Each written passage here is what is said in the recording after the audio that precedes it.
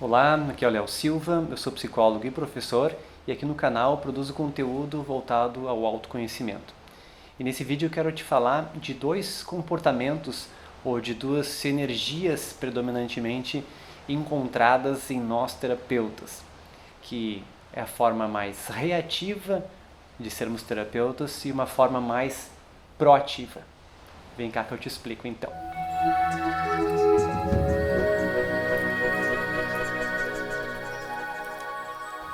Bom, quando eu vou falar sobre uma forma mais de comportamento, eu quero dizer que é como se a gente pudesse dizer uma energia externalizante, aquilo que mais aparece, que é a forma também como a gente escolhe se comunicar enquanto terapeutas. Claro que não existe só uma forma ou outra, mas é preciso que a gente entenda que no contexto atual, ou na nossa sociedade, contexto sócio-histórico, faz com que a gente haja de uma maneira, porque isso é o que a nossa cultura acaba, né, nós somos criados nela, isso acaba nos subjetivando. E existe uma outra forma, que eu vou chamar aqui de proativa, que é um jeito que eu quero te convidar para pensar, então que isso seja um convite para tu levar para reflexão, para o teu autoconhecimento, que possa ser mais interessante, para tu complementar a tua forma, que eu estou chamando aqui mais de reativa, para que tu possa levar isso para o teu dia a dia e isso tende a te ajudar muito mais nos teus processos terapêuticos. Então vamos lá. Vou trazer alguns elementos aqui da parte que eu chamo de reativa e da parte que eu chamo mais proativa para entender melhor como essa energia acaba aparecendo no dia a dia. A primeira forma é a postura que a gente exerce na relação. A forma mais reativa tem a ver com a verticalidade. Verticalidade é uma relação desigual onde a gente tem o poder da relação. Então a gente se coloca como aquele profissional da saúde que se responsabiliza pela cura, que, né, tem o poder do diagnóstico, o poder de dizer para o paciente o que ele deve fazer. E na horizontalidade, o que a gente tem? Uma postura muito mais igual de uma relação que se estabelece muito no aqui e no agora, onde o foco é muito mais nas demandas subjetivas do nosso cliente, do nosso paciente, e não somente no diagnóstico, naquilo que eu identifico como algo, né, genérico do meu treinamento, por exemplo. Então tem essas duas posturas que eu acredito que estão mais ligadas à parte da reatividade e da proatividade. Um segundo aspecto que eu acho bem importante trazer é a questão da cura. A gente tem uma certa tendência como terapeutas, né, que reagem, a aprender que nós devemos curar as pessoas. E curar as pessoas significa eliminar os seus sintomas. Claro que existem várias definições de cura aqui que eu não preciso entrar, mas geralmente a gente aprende que o nosso cliente, o nosso paciente, né, que passivamente nos procura, porque nós somos os profissionais que detêm o conhecimento, esse paciente passivamente espera para que a gente possa lhe dar uma diagnose e diretrizes para o seu tratamento, né? Então, o foco na cura ele está mais ligado a uma reatividade, ou seja, eu já estou ouvindo aquele meu paciente esperando que aquele conteúdo possa fazer sentido com aquilo que eu já aprendi previamente. É quase como se eu aprendesse critérios de um diagnóstico, enquanto o paciente fala, eu estou reagindo àquilo com o diagnóstico que eu aprendi, com todos os critérios que na minha mente foram fechando e eu digo, então essa pessoa ela tem esse diagnóstico, por exemplo. E por outro lado, a gente tem um foco que não é somente na cura, mas um foco no crescimento, e aqui um crescimento pessoal, que está muito ligado à busca do bem-estar, do seu potencial máximo, né, enquanto pessoa, que nós possamos ajudar essas pessoas e também ajudar a conectá-las com o seu propósito, aquilo que elas vêm para fazer, né, como é que elas podem servir a algo maior do que elas mesmas. Então, interessante que quando a gente tem esse foco mais ligado na cura e crescimento pessoal e propósito, a gente também está incluindo o terapeuta como parte do processo. Então eu deixo de olhar somente para o processo de cura do meu paciente e eu me torno parte do processo a partir do momento que eu entendo que o seu processo de cura está no devir, na fluidez, e que eu preciso olhar também para esses aspectos em mim enquanto terapeuta para poder acompanhar o processo do meu cliente. E por isso que a gente diz que numa relação mais horizontal e mais ligada a um processo, né, totalitário de cura, mais integrativo, a gente chama de cliente. A gente prefere chamar de cliente e não de paciente, porque o paciente traz essa ideia de passividade. Uma outra questão que dá para a gente comentar. No processo mais reativo, a gente tem um foco muito forte na persona do terapeuta. Então, supostamente, se eu ajo dentro dessa forma reativa, eu vou ter que ser aquele que, né, tem respostas, que é difícil dizer que eu não sei, que é difícil vulnerabilizar, porque afinal de contas, né, eu não aprendi que eu posso dizer para o cliente que, olha, tá difícil, eu sinto tal coisa, né, a relação aqui tem algo que me incomoda. Não, eu tenho que ficar supostamente neutro no processo e tenho que ter respostas para tudo. Mas na forma, digamos, proativa, o terapeuta ele vai ter, digamos, um norte que é mais congruente possível, mais autêntico possível. Então ele vai ser ele mesmo na relação com o cliente. Isso significa, e a palavra congruência aqui pode ser um pouquinho difícil, né? Significa que aquilo que eu quero dizer, o significado racional, aquilo que eu sinto e aquilo que eu comunico estão alinhados.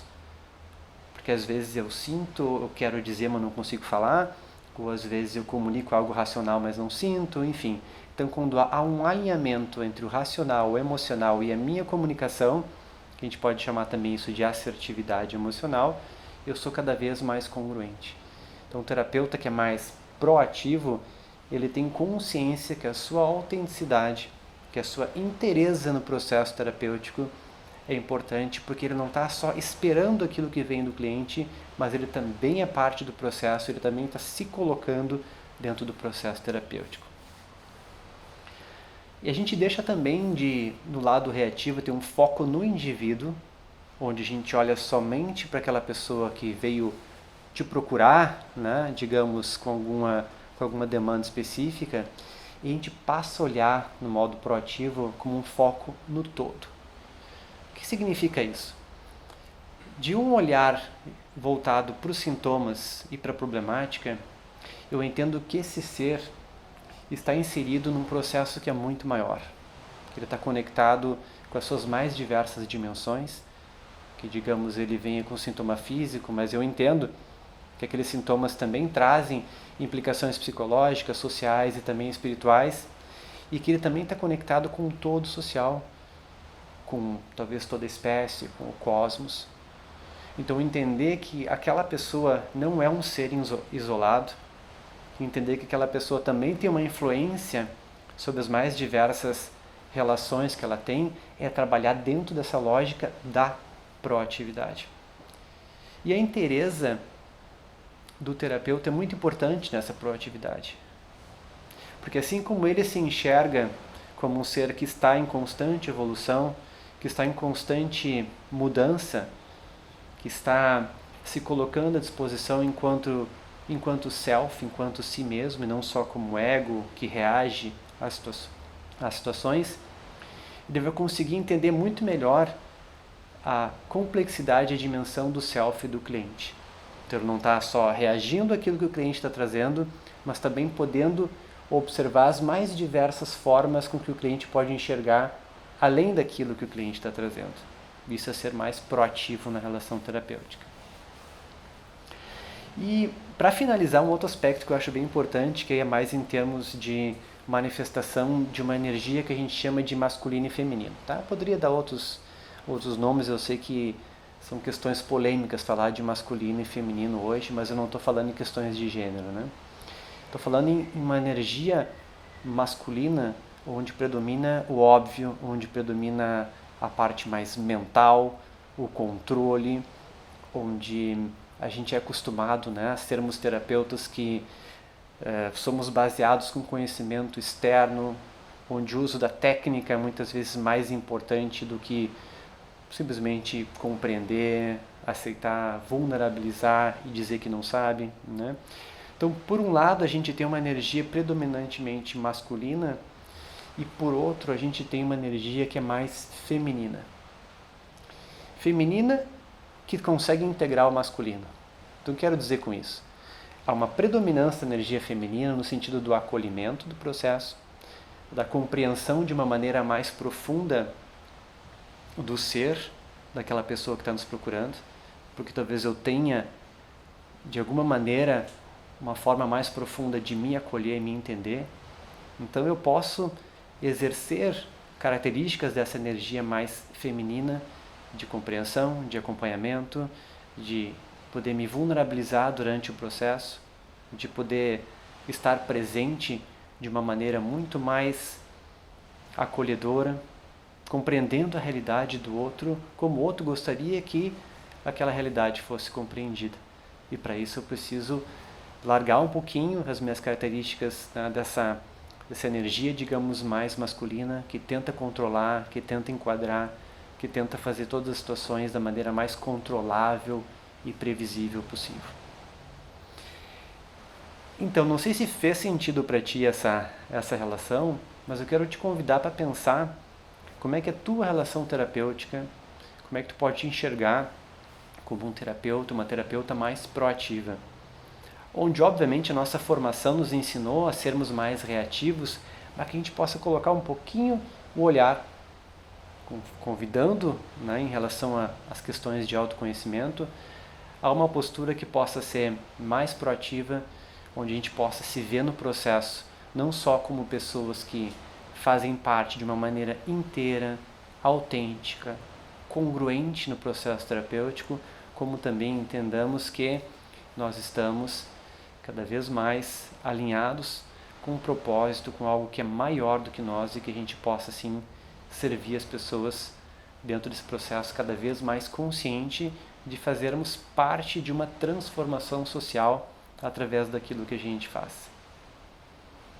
Se esse vídeo fez sentido para ti e se alguma pessoa que tu conhece, algum familiar, algum amigo possa se beneficiar, lembra de compartilhar esse conteúdo, se inscrever no canal, lembrando que toda semana ou em todas as semanas eu produzo conteúdo ligado ao autoconhecimento.